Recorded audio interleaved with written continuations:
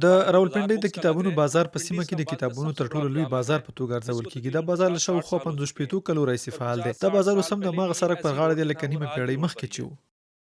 راجا توقیر احمد له تیرو 12 کلونو راهیسې د راولپنډۍ په صدر کې د سړک پر غاړې بازار کې کار کوي، چیرته چې د زړو او نوو کتابونو مختلفې مجموعې خرڅیږي. तो आजकल जैसे आपको पता है जो اوس د انټرنیټ او سوشل میډیا چټک دور ته پکاتو خلکو په تیره ځوان نسل ته مهمه ده چې مطالعې ته مخه यंग کړي. जनरेशन बुक्स की तरफ आनी चाहिए. په پاکستان کې د سړک پر غاړې کتابونو بازار یو دودیز بازار دی چې اوس هم د مختلفو نسلونو کتاب خوښونکي ځان ته راجلبوي. यहाँ पे बुक्स देखने आता हूँ, हर हफ्ते आता हूँ तकरीबन ये लग زه دلته راغلی یم چې کتابونه وګورم. لکه نه چې د کتابونو بازار دلته جوړ شوی هر اونۍ ورته راځم. زه معمولا مجلې اخلم لکه نېشنل جغرافیک، اقتصادي ونیزې او نور د کورني ژوند اړوند مطالب. ما دلته ښه کتابونه پیدا کړي او بیې هم د کتابتون په پرتله مناسبې دي. और मुनासिब कीमत होती है लाइब्रेरी की निस्बत.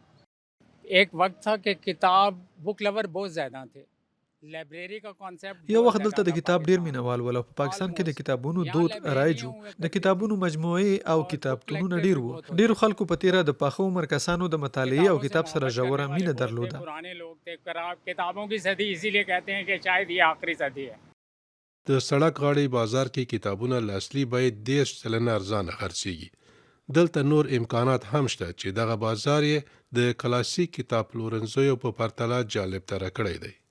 تاسو کولای شئ له موږ کتابونه واخلئ او تر لوستلو وروسته یې بدل کړئ. همدارنګه تاسو کولای شئ خپل 2 کتابونه له یو سره تبادله کړئ.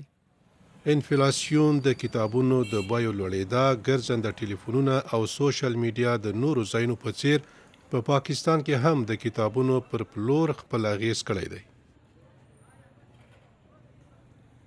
ठीक है, हम लोग चाहते हैं موږ هیله لرو چې د کتابونو دغه بازار لپاره یو مناسبه فضا او سرپناه برابر کړو ترڅو وشو کړي دغه نوښت ته نوره پراختیا هم ورکړو. دا کار به مرسته وکړي چې خلک د کتابونو د مطالعې او خرڅلاو لپاره یو مفید چاپیریال ولري. बुक सेल करने के लिए.